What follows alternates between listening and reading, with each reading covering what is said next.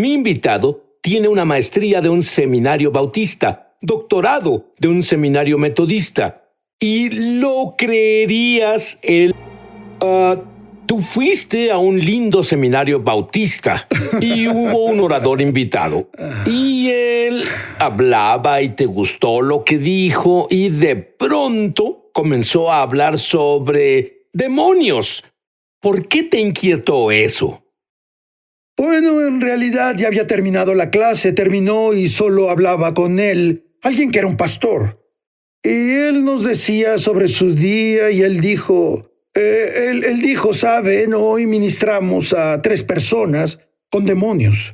Y primero que nada me emocioné porque pensé, ay vaya, porque aquí estamos, esto es del Nuevo Testamento y pensaba, haremos algo aquí y voy a aprender algo y luego él dijo, verán, 2 de ellos eran cristianos. Dije, ay no. El primer pensamiento en mi cabeza, yo no creo en esto.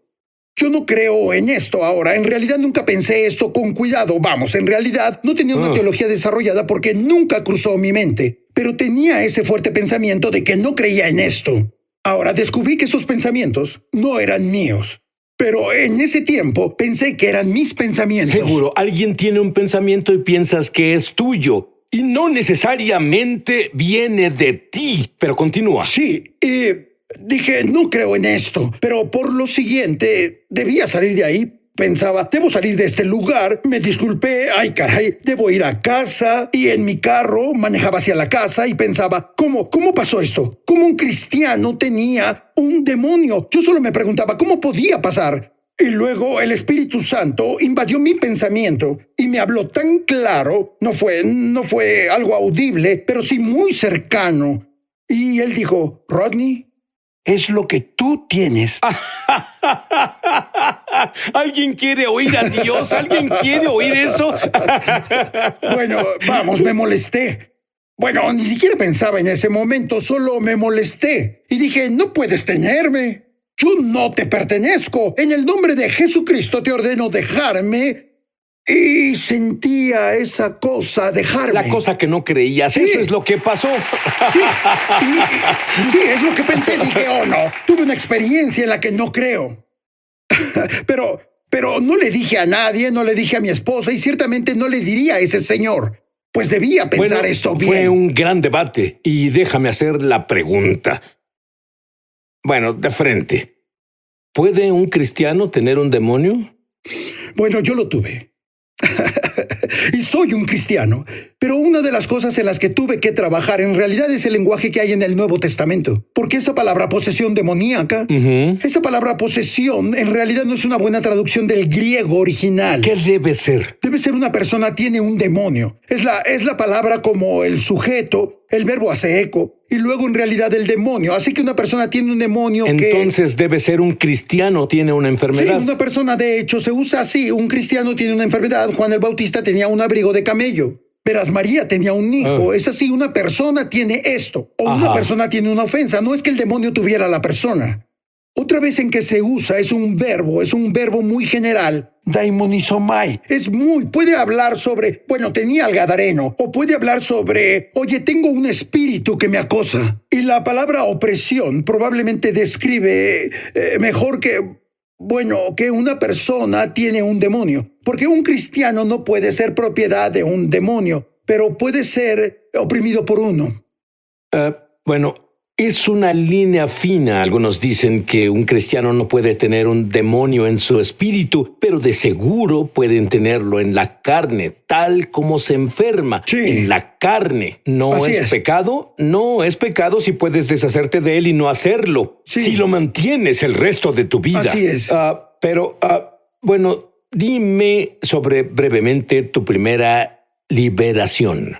Mi liberación pasó unos meses antes y para entonces me mudé a Washington y era un pastor en una iglesia. Mi esposa hizo una cita para mí para ministrar a una de las jóvenes, ya que pensó tenía un demonio. Para este tiempo mi esposa y yo hablamos sobre esto. Ella la invitó y le pregunté a mi esposa, ¿por qué hiciste eso? Nunca he hecho eso antes, en realidad no sé qué hago. Ella dijo, tú eres su pastor, así que tú debes hacerlo. Y usó ese argumento en mí de ser pastor. Y bueno, tuve que hacerlo. Y ella vino y tuve un poco de instrucción telefónica, pero en realidad no sabía, así que no sabía cómo comenzar esto. Y bueno, es que nunca vi uno. Y pensé, solo leeré una escritura. Ya sabes, tal vez puedo expulsarlos y leí la escritura, pero no funcionó. Entonces dije, bueno, oremos. Y todos inclinamos la cabeza y cerramos los ojos y oramos, lo que... Por cierto, no cierren los ojos cuando ministren en esta área. ¿Por qué? Bueno, porque quieres ver lo que sucede. Bien. ¿Entiendes? Quieres observar a esta cosa. No quieres cerrarle tus ojos a un demonio, ¿entiendes? Pero nadie me dijo las reglas y no las conocía. Así que la hice cerrar sus ojos y yo oraba, y en cuanto terminamos la oración veía para arriba. Mi esposa veía arriba y ella no podía abrir los ojos. Dije, ¿a qué te refieres con que no puedes abrirlos? Ella dijo, no puedo abrir mis ojos. Miré a mi esposa y dije, ¿en qué nos metiste? Y bueno, pensaba... Pero dije, en el nombre de Jesús ordeno a que esos ojos se abran y ¡pum! Se abrieron. Dije, ¡wow! Funcionó. Y luego ella no podía oírme. Estaba sorda. Y luego dije la misma cosa. En el nombre de Jesús. ¿Estaba sorda en lo natural? No, solo Era que los de demonios pronto ella estaban... vio mis labios moverse, pero no podía oír nada. Y luego dije, ordeno que esos oídos se abran y ¡pum! Se abrieron. Sí, sí. Y por las siguientes horas, varias horas, esa fue la peor experiencia de mi vida. Pero bueno, yo no sabía si se fueron porque los expulsamos o los cansamos, pero al final se fueron. Ajá. Pero al final de la noche vi su cara y vi la cara de la libertad. Y dije, Señor, no me gusta el desastre, pero amo esa cara. Y lo haré por eso. ¿Y en esa gloria qué pasó? Pero en esa gloria, ella se liberó. Me dijiste algo más que es muy importante. Al desarrollarse el don en ti de liberar personas, comenzaste, bueno, tengo 1000 personas que se liberaron hoy. Comenzaste a verlos como individuos, no como una corporación Sí. o un trabajo que hacer. Pondré un vendaje, adiós. Dime la diferencia. Cuando comencé a ministrar en esta área, era solo un trabajo. Y no veía a la persona como persona. Tenía un trabajo, voy a expulsar a un demonio y ese era mi trabajo. Incluso te sacrificaría en el altar de mi horario para sacar esa cosa. Y luego el Señor me mostró a las personas como Él las ve. Y hay un corazón de compasión que comenzó a crecer dentro de mí, que en realidad cambié de solo tener un trabajo a ver a la persona como la prioridad. La persona es lo que importa. Y su liberación necesita ser un encuentro de amor con Jesús. Y yo debía cambiar cómo lo hacía, y el Señor lo hizo haciéndome ver a la persona, como Él ve a la persona. ¿Temes a los demonios? Tú has orado por miles Sí. para liberarlos. ¿Temes a los demonios? Verás, lo demoníaco usa la misma estrategia: el miedo, la intimidación y el engaño. Quieren que les temas. En realidad hacen cosas para que les temas. Por ejemplo, si algo se manifiesta, esa cosa solo se manifiesta y te retiras. Y temerás, y las personas entran en acuerdo con eso. Algunas veces ese miedo que la persona siente no es de él. Es un miedo que se proyecta en ellos por ese espíritu. Y tienen ese sentir: debo salir de aquí, debo huir porque esto me asusta, porque no reconocen, no experimentan la autoridad de Dios. En realidad experimentan eso. Una de las cosas que creo que es importante cuando ministramos en esta área es que hay que exponer la autoridad que está dentro del creyente. En el libro de Hechos y los Evangelios hay un proceso en que una liberación pasa cuando tengo la autoridad de Jesús y brindo el reino de Dios a un lugar.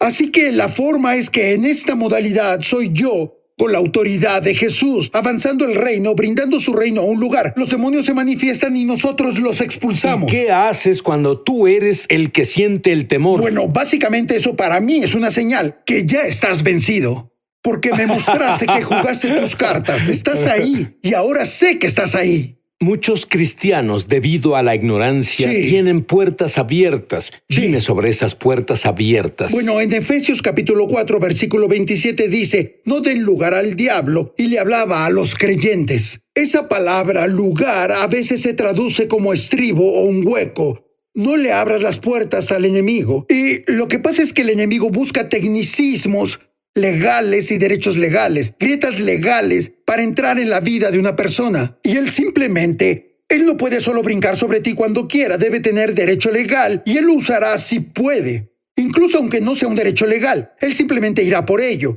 Y cuando él entra por lo regular a un punto, no a la persona entera, y no serás como el gadareno. Él se mudará al vecindario, él entra como a una casa. Y si puede entrar en esa casa y establecer algo en esa casa, luego irá por la siguiente casa, y a la siguiente casa, y la siguiente casa. Lo que pasa conmigo, tenía unos lugares que tenía en la oscuridad, lugares que eran secretos, el lugar del que me avergonzaba, y no llevaba ese punto a la luz, y abría una grieta a mi vida. Ahora, él no me tenía completamente porque camino con Jesús, estoy en el equipo de la iglesia, guío personas a Jesús y todo eso, así que hago algunas de las cosas que debo hacer, pero ese lugar oscuro tenía una puerta abierta, y es ahí donde él sembró caos en mi vida. ¿Qué hay de... Bueno, dame unas áreas específicas que son puertas abiertas? Por ejemplo, pecado habitual. Tienes control al principio, pero luego te controla a ti. Si estás en el ocultismo y en realidad llamas a los demonios, tú te abres para eso. Tal vez es una secta. Tal vez lo que es como si adoraras a otro dios u otros dioses, o tal vez una desviación o perversión de Jesús. ¿Puede ser una exposición involuntaria al mal? Puede ser como... Entonces, como ver televisión o películas con contenido incorrecto. Una madre ministraba a su hijo que básicamente su esposo que no era creyente, años y años atrás llevó la película El Exorcista a casa. No El Exorcista, Poltergeist. Y la vieron con su hijo de 4 años y ella terminó en una administración por eso. Así que él no eligió hacer eso, él solo fue expuesto a ello. ¿Entiendes?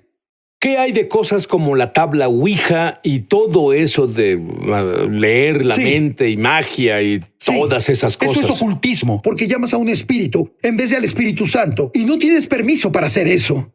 Sí, y hay cosas como drogas. Y no hablo de tomar cosas que tu cuerpo necesita como una aspirina o para la presión. No. Es algo que tu cuerpo no necesita. El rencor es una puerta, heridas, cicatrices, traumas. Y bueno, cada vez que estás en un estado débil, el enemigo quiere tomar ventaja de eso. Te diré algo. Voy a arriesgarme. Verás, hago eso de vez en cuando.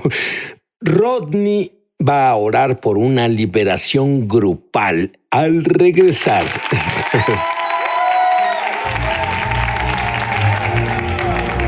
Ya volvemos a su programa Es Sobrenatural.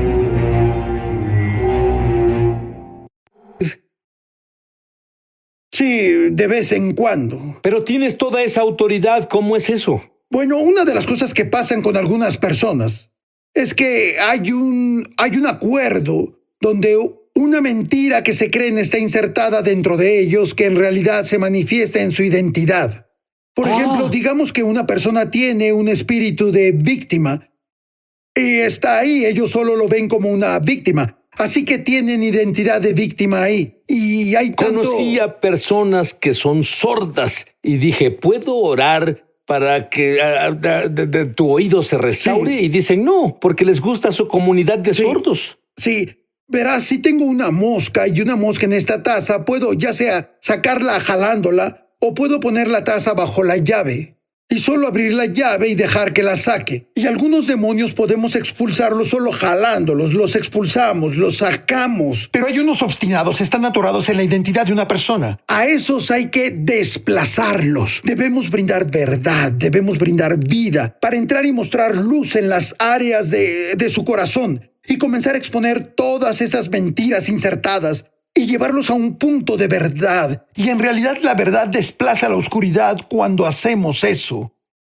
Dame un ejemplo de una mentira que las personas aceptan.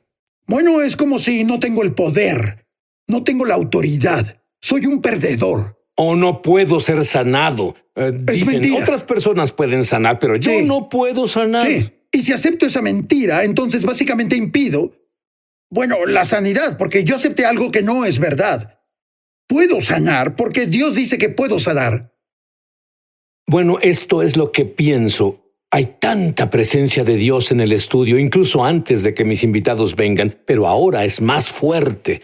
Creo que puedes orar por todos aquí y liberar a muchas personas. ¿Por qué no ves a la cámara y oras como Dios te dirija? Bueno, el primer paso es este. Solo Jesús va a liberarte. Primero que nada, debes tener una relación con Jesús, porque Él es tu libertador. Tal vez aprendiste a simular, pero solo Jesús te liberará. Así que deberás invitar a Jesús a entrar a tu vida para que sea el Señor de tu vida, que perdone tus pecados, y deberás tomar la decisión: hoy seguiré a Jesús por completo. Y si quieres rendir tu vida completamente a Él, quiero que repitas después de mí. Solo di: querido Jesús. Querido Jesús, Entra en mi vida. entra en mi vida. Perdona todos mis pecados. Perdona mis pecados. Hoy elijo seguirte. Hoy elijo seguirte. Te hago mi Señor. Te hago mi Señor. Te doy mi corazón. Te doy mi corazón, mi mente, mi mente, mis deseos, mi deseo, mi futuro, mi futuro, todo lo mío. todo lo mío. Ahora te pertenece. Ahora te pertenece. Gracias, Jesús, Gracias, Jesús, por entrar a mi vida. por entrar a mi vida. Ahora, si dijiste esa oración, sabes que Jesús vino a tu vida. Ahora, Colosenses capítulo 1, versículo 13 dice esto, que Dios nos liberó del dominio de la oscuridad y nos trasladó hasta el reino de su Hijo. Entonces la oscuridad no tiene más poder sobre ti. Y si dijiste la oración, o tal vez ya conoces al Señor desde hace un tiempo, pero te encuentras atado, solo quiero que sepas que es tu derecho nato ser libre, porque no estás en ese dominio más. En realidad estás en el reino de Dios, el reino de su Hijo. Y ahora que Cristo está en ti, es tiempo de ejercer tu autoridad. Así que quiero que repitas después de mí: soy hijo del Rey. Soy hijo del Rey.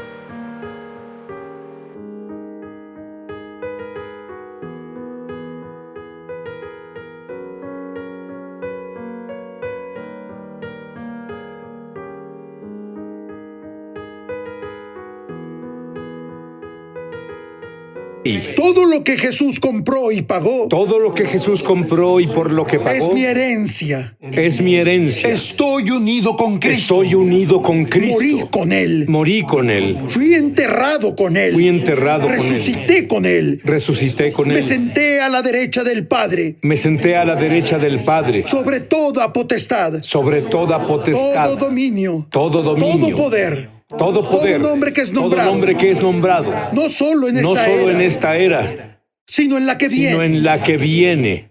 Por lo Por lo tanto, tengo autoridad sobre la carne. tengo autoridad sobre Tengo la autoridad carne. sobre el pecado. Tengo autoridad sobre el Tengo autoridad pecado. sobre lo demoníaco. Tengo autoridad sobre lo Tengo demoníaco. autoridad sobre la enfermedad. Tengo autoridad sobre la Y enfermedad. debido a que tengo autoridad con Jesús, Y debido a que tengo autoridad con rompo Jesús, toda misión del infierno contra mí. rompo toda misión del infierno contra mí. Rompo toda maldición contra mí. Rompo toda maldición contra mí. Rompo cada maldición que viene desde mis Rompo cada ancestros. maldición que viene desde mis ancestros. Rompo cada maldición que venga del mundo a mi Rompo cada alrededor. maldición que venga del mundo a mi alrededor. Rompo cada maldición que puse sobre mí Rompo mismo. cada maldición que puse sobre mí mismo. Porque las armas de mi milicia Porque las armas de mi no milicia son carnales, no son carnales, son divinamente poderosas. son divinas.